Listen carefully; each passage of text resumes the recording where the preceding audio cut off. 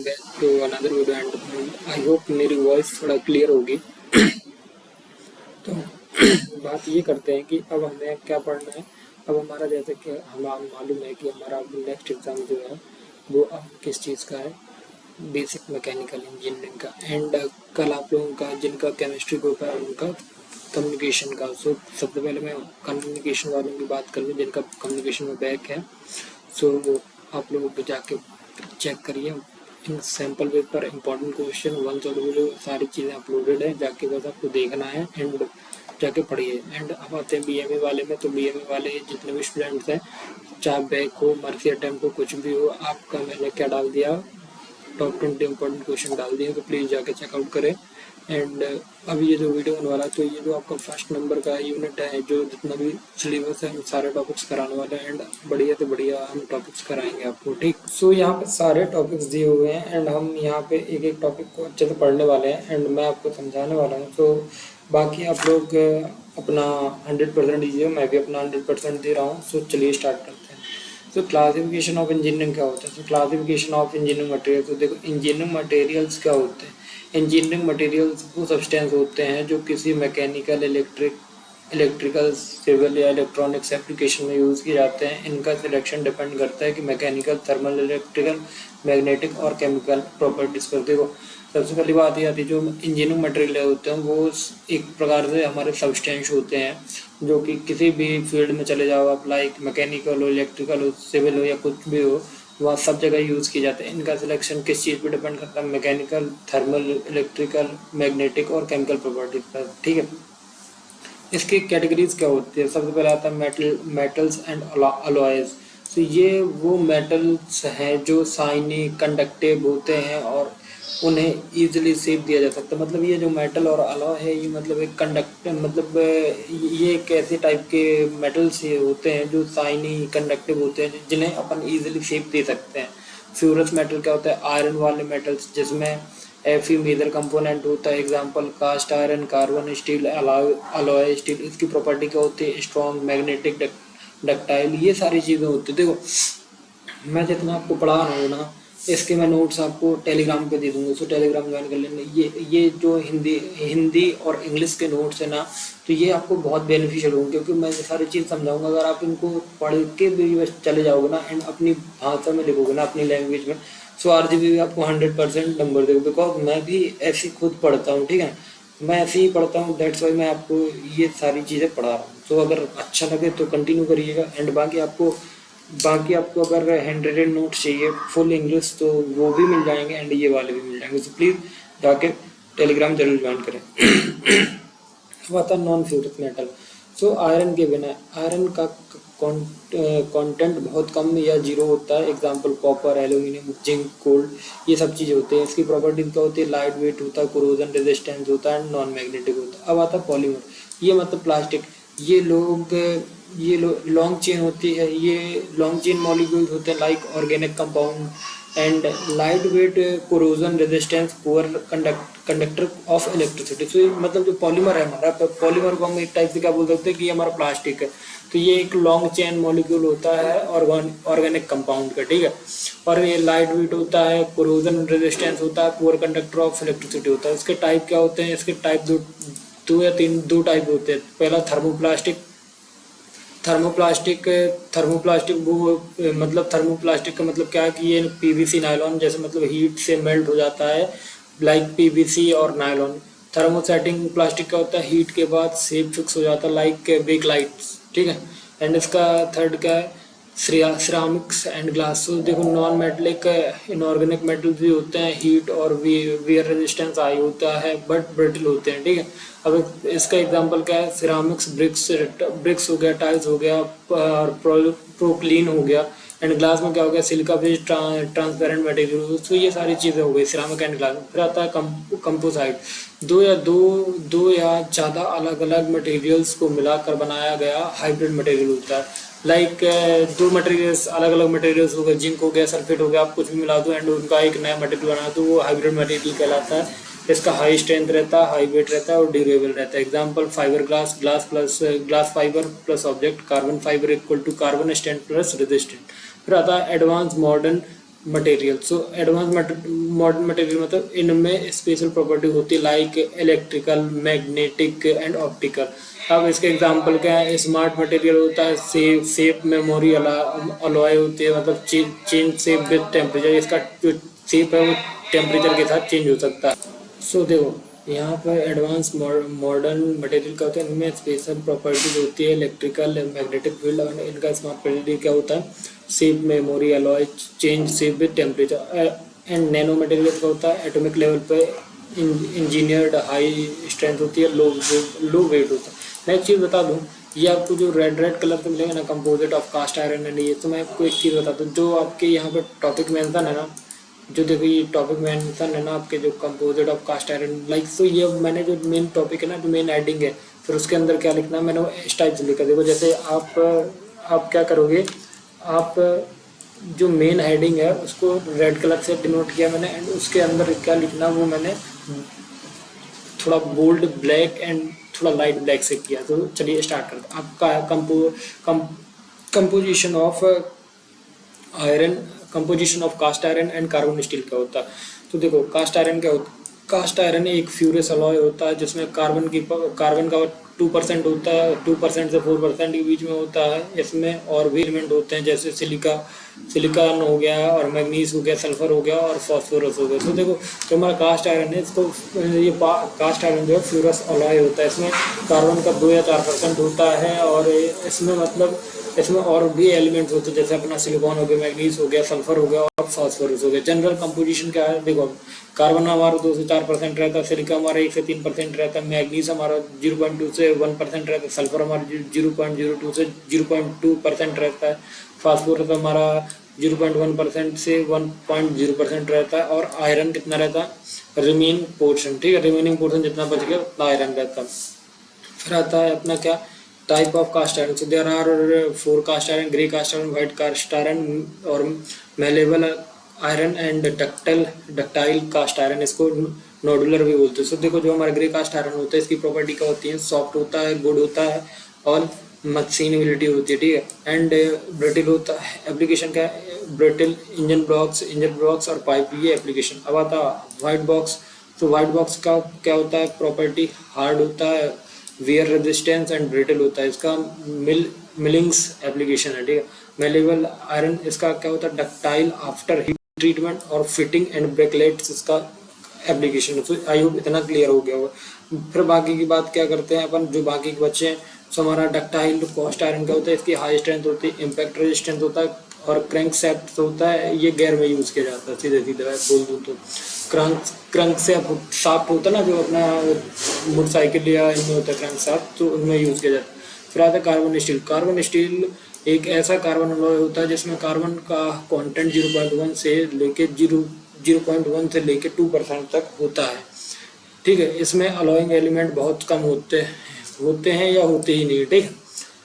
General composition क्या है, element है, परसेंटेज कार्बन क्या हमारा 0.1% से 2.0 तक होता है, एंड मैग्नीज हमारा 0.3% से लेकर 1.0% तक होता है, सल्फर 0.05 से % होता है, एंड फास्फोरस हमारा 0.05 होता है। रिमेनिंग आयरन कितना होता है, रिमेनिंग जितना बच गया, ठीक है। अब बात करते हैं classification of carbon steel. Type, carbon range, property, use, ठीक है।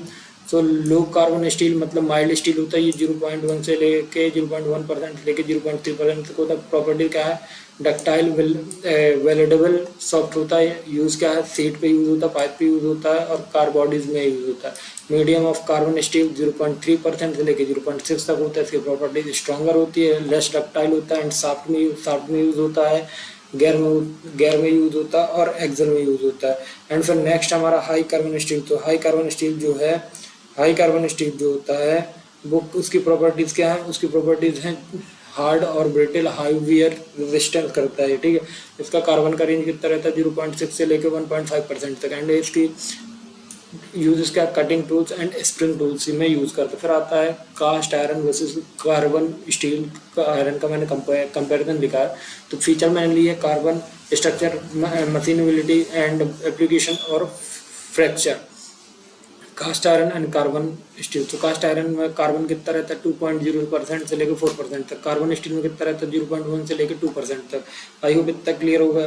फिर इसका स्ट्रक्चर क्या होता है, कार्बन कास्ट आयरन का स्ट्रक्चर जो होता है वो हार्ड होता है और ब्रिटल होता है, और जो कार्बन स्टील का होता है वो थोड़ा सा डक्टाइल होता है, टफ होता है।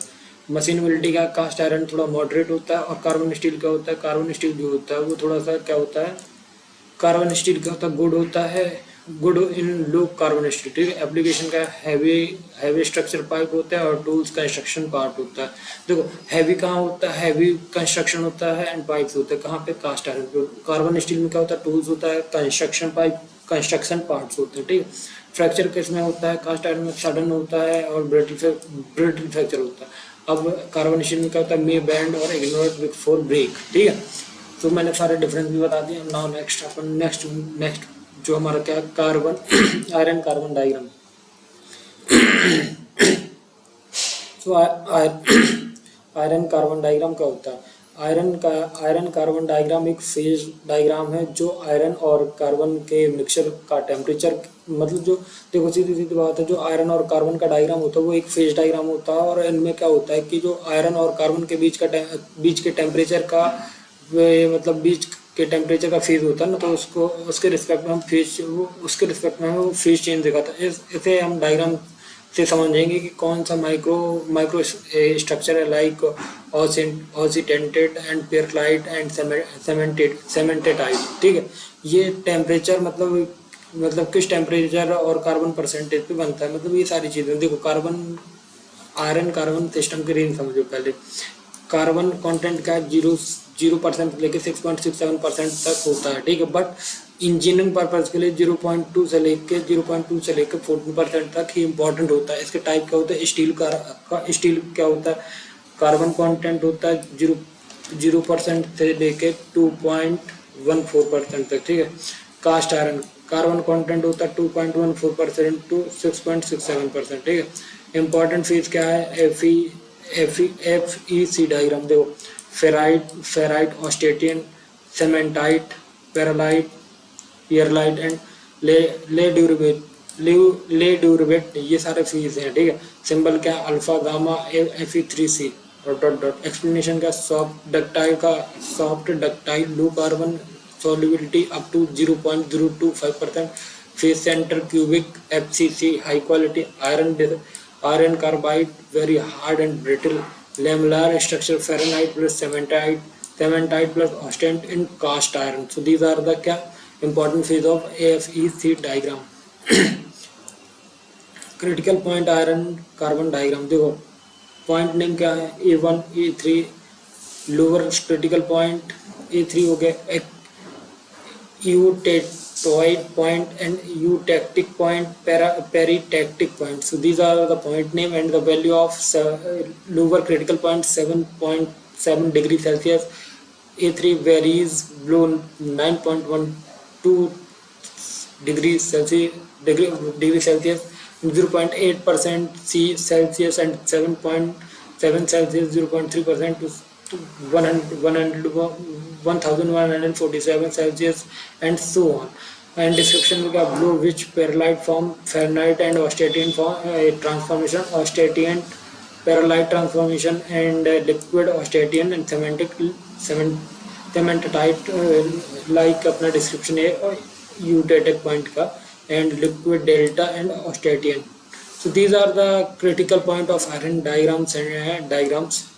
फिर आता अपना डिस्क्रिप्शन है आयरन कार्बन डायग्राम का। तो यहाँ पे आपको मैंने डायग्राम बनाया है, एंड ये डायग्राम अगर आप एग्जाम में बना के आते हैं थोड़ा सा टफ है, बट आप अगर याद रखते हैं इसको तो आपको 100% पूरे मार्क्स मिलने की पॉसिबिलिटी है। एंड ये थोड़ा सा इसकी नेम याद रखना एंड इसका डायग्राम याद रखना थोड़ा सा डिफिकल्ट, बट कर लेना।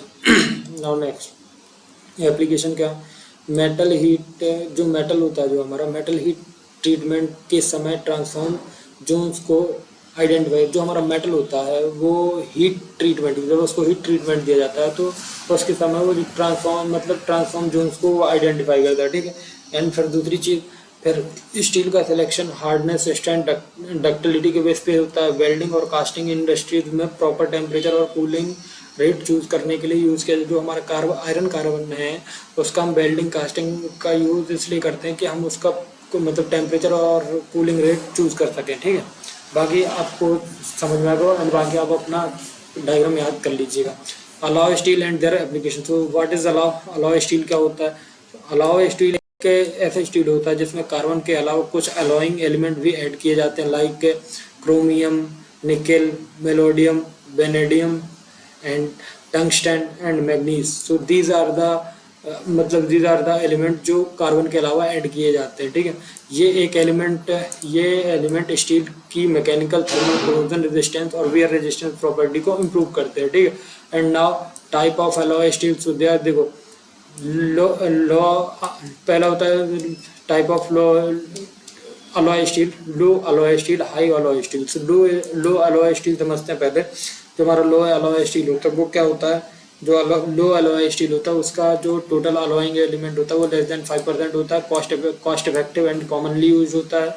And alloying high alloying steel का होता है total alloying element greater than 5% होता है, एक्सपेंसिव लेकिन सुपीरियर प्रॉपर्टीज में यूज होता है। एग्जांपल स्टेनलेस स्टील, ठीक है। अब इसके कुछ कॉमन अलॉइंग एलिमेंट हैं और इसके इफेक्ट हैं। तो एलिमेंट कौन कौन से? Chromium, nickel, manganese, molybdenum and vanadium, tungsten, silicon. इनका सिंबल क्या होता है? क्रोमियम का Cr होता है, निकेल का Na होता है, मैग्नीज का Mn होता है, मेलोडियम का Mo होता है, वेनेडियम का V होता है, टंगस्टन का W होता है, सिलिकॉन का Si होता है। इनके इफेक्ट ऑन स्टील। क्रोमियम का क्या है कि ये कैसे इफेक्ट करता है? Corrosion resistance and hardness. Nickel कैसे यूज करता है? निकेल कैसे मतलब इफेक्ट करता है? Toughness, strength, corrosion resistant. And जो हमारा मैग्नीज है वो कैसे इफेक्ट करता है? मैग्नीज मतलब स्ट्रेंथ, हार्डनेस, वियर रेजिस्टेंस, इस टाइप से करता है। मेलोडियम हाई टेम्परेचर होता है, high temperature strength and creep resistance. और वेनेडियम ग्रेन रिफाइनमेंट होता है, हाई स्ट्रेंथ होती है। Tungsten high hardness, evaluated temperature. And silicon magnetic properties, electrical steel. फिर आता है application of common alloy steel. तो यहाँ पर कुछ अलॉय स्टील के टाइप है: stainless steel, high speed steel, chromium steel, nickel steel and silicon steel and manganese steel and tools steel. So alloying element दिया गया कि Cr greater than equal to 10.5% and nickel WMO Cr VCr Ni Cr, silicon Mn 12% CrVW। इसके application क्या है? Kitchenware, surgical tools, pipe, cutting tools, drills, machine tools, automobile parts, turbine blade, shaft and electrical transformer motors होता है। Railway track, pressure jobs and dies, punches, tool bits होता है, ठीक है। And फिर बात करते हैं हम किस चीज़ की कि अब मैकेनिकल प्रॉपर्टी समझने की बात करते हैं। Mechanical property of metals. So देखो mechanical properties of material. So mechanical properties of material क्या होती है? देखो मैकेनिकल प्रॉपर्टी वो कैरेक्टरिस्टिक होते हैं जो मटेरियल के लोड मतलब फोर्स लगाने पर उसके बिहेवियर को डिफाइन करता है, जिससे कि जिससे कि हमें ये पता चलता है कि हमारा मटेरियल कितना स्ट्रांग है, कब टूटेगा, कितना बेंड होगा, ये सब। सो फ्रॉम मैकेनिकल प्रॉपर्टीज ये डिफाइन करता है कि जो इंजीनियरिंग डिज़ाइन में मटेरियल सिलेक्ट कर रहे हैं वो बहुत इंपॉर्टेंट होते हैं। इसके सात चीज़ें होती हैं इसमें। पहला होता है अपना स्ट्रेंथ मतलब मजबूती। मटेरियल की लोड मतलब मटेरियल का जो लोड होता है या स्ट्रेस होता है उसको रेजिस्ट करने की एबिलिटी बताता है बिना फेल हुए। इसके टाइप क्या है? Tensile strength, pulling force resist करता है, comparative strength pressing force resist करता है, और शेयर स्ट्रेंथ क्या होता है? स्लाइडिंग फोर्स रेजिस्ट करता है। मतलब सीधी बात है कि मजबूती जब तक जैसे सपोज अपन ने सरिया लिया एंड हमें उसका टेंसाइल स्ट्रेंथ चेक करना है, ठीक है। तो हम दोनों साइड उसके जॉस को फंसाएंगे एंड फिर उसको पुल करेंगे, मतलब खींचेंगे बाजू से। जब तक वो टूट नहीं जाता, मतलब जितनी फोर्स तक वो टूट नहीं जाता तब तक वो उसका क्या है, वो मतलब जहाँ पे वो ब्रेक हो गया ना तो वो उसकी स्ट्रेंथ वहाँ खत्म हो जाती है। बाकी जब सपोज अपन ने जितना भी फोर्स लगाया फिर आती है हार्डनेस।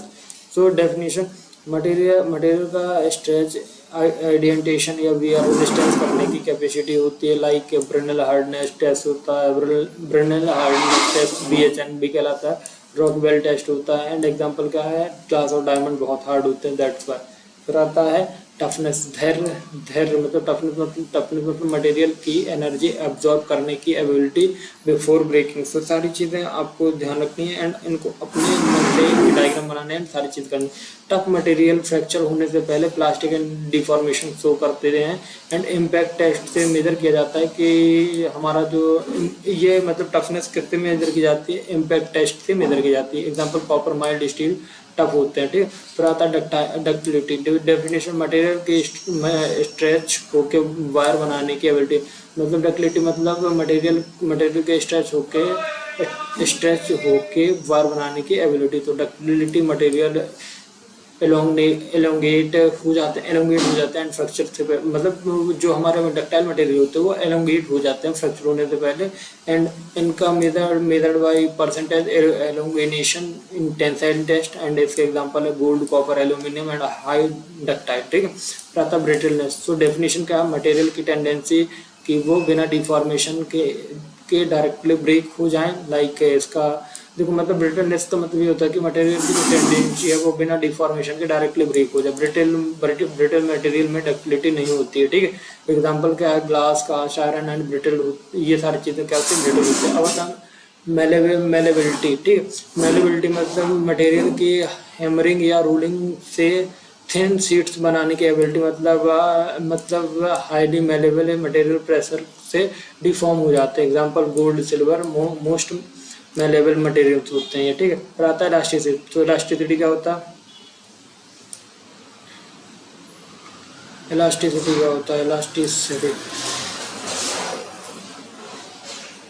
इलास्टिसिटी मतलब मटेरियल की अपनी ओरिजिनल शेप वापस पाने की ability after removing loads. And ये obvious Hooke's law within elastic limit, so stress is equal to E into strain, ठीक है, ई इनटू स्ट्रेन। तो ई क्या होता है हमारा, मॉडुलस ऑफ इलास्टिसिटी होता है, ठीक है।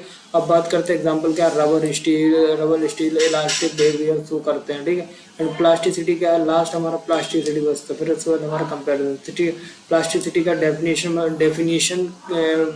डेफिनेशन क्या, प्लास्टिसिटी की मटेरियल की परमानेंट डिफॉर्मेशन एक्सेप्ट करने की capability without breaking. High plasticity का होते हैं, इजीली शेप चेंज कर सकते हैं विदाउट क्रैकिंग। एंड एग्जांपल क्या है इसके, lead, soft clay and high plastic show करता है ये सब।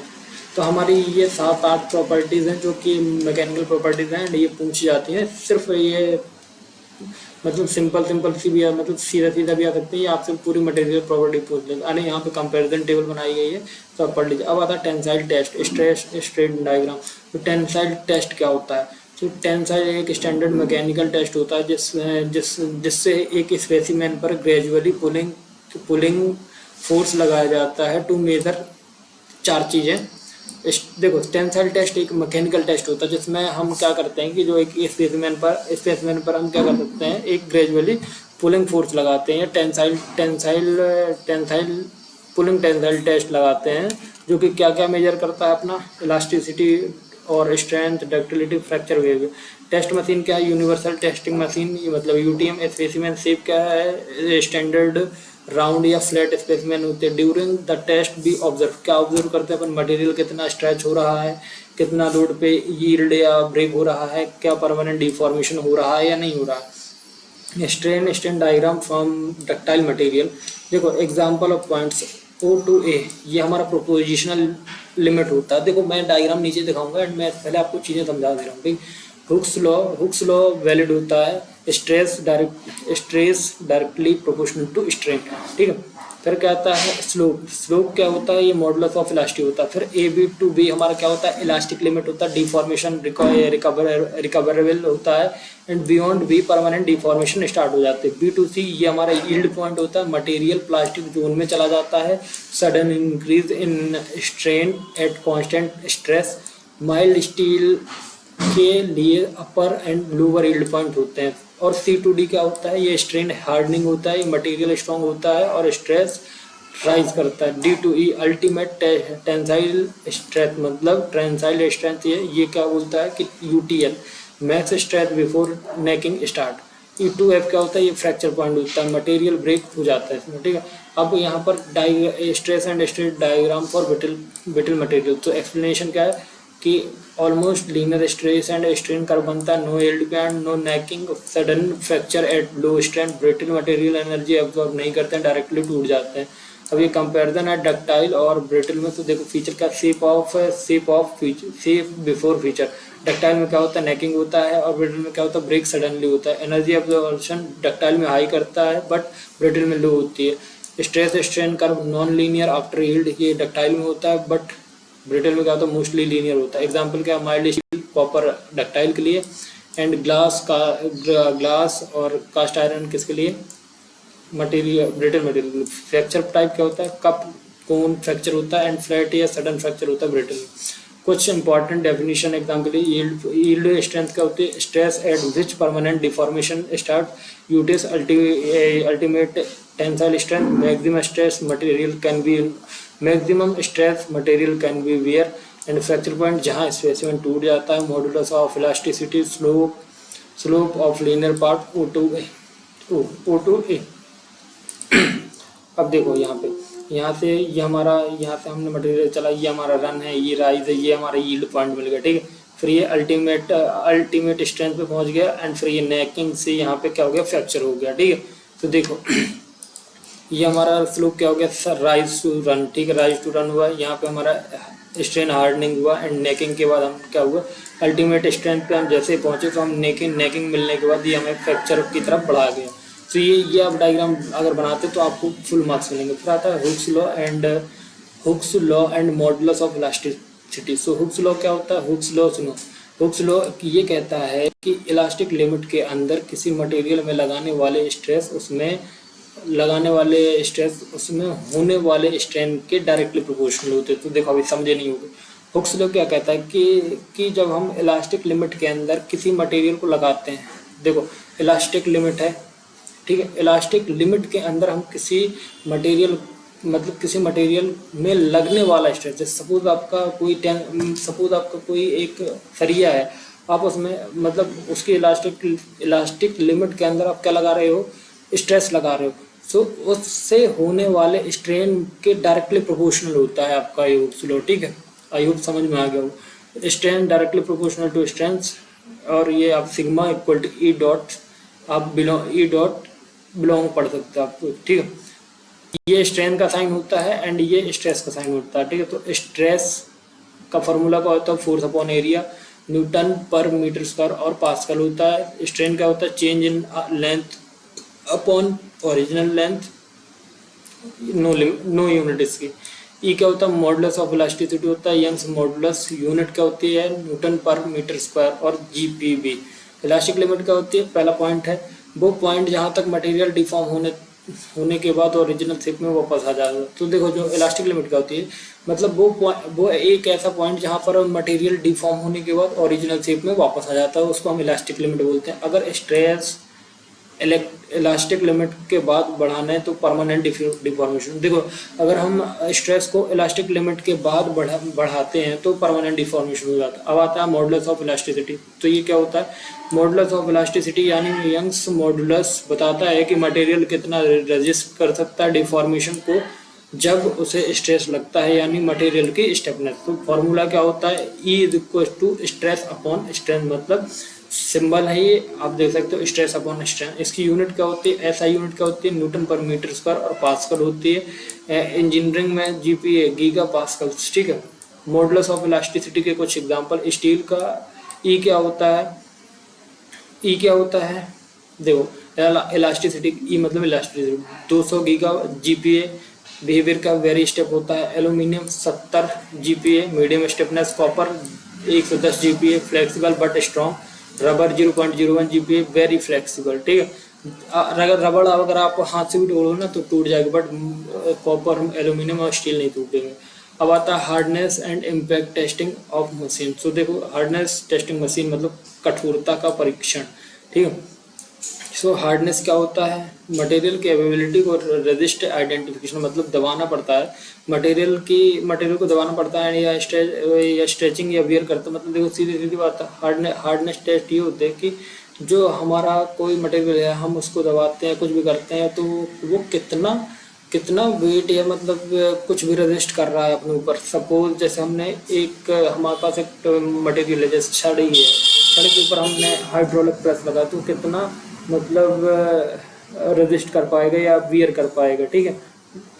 फोर्स फोर्स कहते हैं कितना फोर्स वियर कर पाएगा या स्ट्रेच हो पाएगा, ठीक है। तो इसका हार्ड मटेरियल में कट नहीं होता इजीली, स्ट्रेच और डेंट रेजिस्टेंस करते हैं जैसे डायमंड्स टूल्स स्टील और ग्लास। कॉमन हार्डनेस टेस्ट कौन से होते हैं, ब्रिनल टेस्ट होता है, बीकर टेस्ट होता है, रॉकवेल टेस्ट होता है। तो ब्रिनल टेस्ट क्या होता है, आइडेंटिफायर यूज क्या होता है इसमें, स्टील टंगस्टन बॉल यूज होती है, load applied on heavy load apply होता है, नोट्स क्या है, रफ सरफेस के लिए बेस्ट होता है। अब आता है वीकर टेस्ट, इसमें डायमंड पिरामिड और लोड कितना है, लाइट लोड बियर कर सकता है, वेरी नोट्स क्या है, very accurate all material. Rockwell test क्या होता है, स्टील डायमंड कोन में होता है, वेरियस स्किल्स होते हैं एंड डायरेक्ट रीडिंग मिलता है, ठीक है। अब आता है ब्रिनल टेस्ट, तो ब्रिनल टेस्ट BHN टेस्ट होता है। तो ब्रिनल टेस्ट एक स्टील बॉल को मटेरियल सरफेस पर प्रेशर से प्रेस करता है जो जो इंडिटेंशन बढ़ाता है उसके डायमीटर के बेसिस पर BHN कैलकुलेट। देखो जो ब्रेनल टेस्ट होता है ये एक स्टील बॉल को मटेरियल सरफेस पर प्रेशर से प्रेस करता है, मतलब एक जो स्टील बॉल होती है उसको मटेरियल सरफेस पर क्या करता है, प्रेस करता है, जो कि डब्बा बनाता है, एक बॉक्स बना देता है और उसके डायमीटर के बेसिस पे BHN कैलकुलेट करते हैं, ठीक है। तो यहाँ पे आपका BHN का फॉर्मूला है आ रही है BHN, मतलब BHN का फॉर्मूला 2p पाई d। तो ये पाई आपको पता होगा लोड अप्लाई, p मतलब लोड अप्लाइड और डायमीटर ऑफ स्टील बॉल होता है अपना d mm diameter. Small d क्या होता है भाई, फॉर्मूला देख लेना है, मेरे को थोड़ा सा गड़बड़ लग रहा है क्योंकि यार रुक जा मैं एक बार देख के आता हूँ, ठीक। हाँ सो गाइस फार्मूला गलत था अपना एंड पता नहीं क्या ही लिखा था। तो BHN का फॉर्मूला क्या था, 2p upon pi d bracket d minus d की power 2 and minus d square, ठीक है। तो यहाँ पे p क्या होता है, लोड अप्लाइड होता है और d हमारा डायमीटर ऑफ स्टील बॉल होता है mm में, और d स्मॉल d क्या होता है, diameter of indentation of specimen mm। अब इंटरप्रिटेशन क्या होता है, हाई BHN क्या होता है, हाई BHN मतलब हार्ड मटेरियल, लो BHN मतलब सॉफ्ट मटेरियल। अब आता है example BHN of mild steel 100 to 150, BHN of hard tools steel 400 plus, ठीक। अब आता है इम्पैक्ट टेस्टिंग मटेरियल, झटका सहने की क्षमता का परीक्षण। इम्पैक्ट टेस्ट क्या होता है, इम्पैक्ट टेस्ट मटेरियल की टफनेस चेक करता है कि यानी कितनी एनर्जी एब्जॉर्ब करता है सडन लोड लगाने पर टूटने से पहले। मतलब आप सडन लोड मतलब आपको ये चेक करना है कि ये कितनी एनर्जी एब्जॉर्ब करता है कि जब हम सडन लोड लगाएं जब तक टूट ना जाए। तो जैसे आपने किसी दीवार को धक्का दिया, दीवार तो लोड एब्जॉर्ब कर जाएगा बट उससे आपके हाथ को बहुत प्रॉब्लम होगी। बट आप अगर ऐसी कोई चीज़ में फोर्स लगाएं जो टूट जाए, तो अगर आप सडन लोड के साथ आप अगर किसी चीज़ को तोड़ोगे ना तो टूट जाती है, एंड वो बताता है कि ये टूटने से पहले कितना लोड वियर कर गई। Type of impact test, there are 2 type, lord test and Charpy test. Specimen position क्या होती है, लॉर्ड की वर्टिकल होती है और चैरपी की वर्टिकल होती है, हॉरिजॉन्टल होती है। नॉट टाइप क्या होता है, facing hammer, opposite batch not and mostly use का होता है डक्टाइल मेटल और ब्रिटल मेटल में होता है। अब आता है पेंडुलम यूज किया जाता है जो स्पेसिमेन को हिट करता है। हाँ पेंडुलम यूज किया जाता है। Difference in energy before and after impact, energy impact energy absorb. Three अब रिजल्ट इंटरप्रिटेशन क्या होता है, मटेरियल टाइप क्या होता है डक्टाइल और ब्रिटल। बिहेवियर अंडर इम्पैक्ट क्या होता है, डक्टाइल में डिफॉर्म होता है फिर ब्रेक होता है। एनर्जी एब्जॉर्ब क्या करता है, हाई एनर्जी एब्जॉर्ब करता है। एंड ब्रिटल में क्या होता है, सडन फ्रैक्चर होता है एंड ये लो एनर्जी ऑब्जर्व करता है। Example mild steel ductile, high impact strength and cast iron, glass brittle, low impact and low impact strength. So ये यूनिट नंबर 1 मैंने आपको समझा दिया एंड यूनिट नंबर 2 हम नेक्स्ट वीडियो में करेंगे क्योंकि ऑलरेडी ये 34 मिनट का वीडियो हो चुका है। एंड अगर आपको ये यूनिट मतलब सारी यूनिट्स के मैं एक कंबाइंड पीडीएफ दूंगा। अगर आपको ये चाहिए तो प्लीज़ चैनल को जाके सब्सक्राइब कर देना। एंड चैनल पे देखो यहाँ पे आपको क्या करना है, यहाँ पे जाओगे तो यहाँ पे 3 लिंक मिलेंगी, तो प्लीज़ आप चैट टेलीग्राम ज्वाइन करिए। अगर आपको कोई प्रॉब्लम है तो प्लीज़ आप मेरे को इंस्टाग्राम में डीएम करिए। एंड हो सके तो हमारा व्हाट्सएप ग्रुप भी ज्वाइन करिए अगर आप कर सकते हैं तो। एंड आपको यही सारी चीज़ें आपको कहाँ पे मिल जाएंगी, डिस्क्रिप्शन में भी मिल जाएंगे। And Telegram channel please join करिए। 690 लोग ऑलरेडी जुड़ चुके हैं। एंड हो सके तो चैनल को सब्सक्राइब कर लीजिएगा। मिलते हैं नेक्स्ट वीडियो में, तब तक please do like, subscribe and share.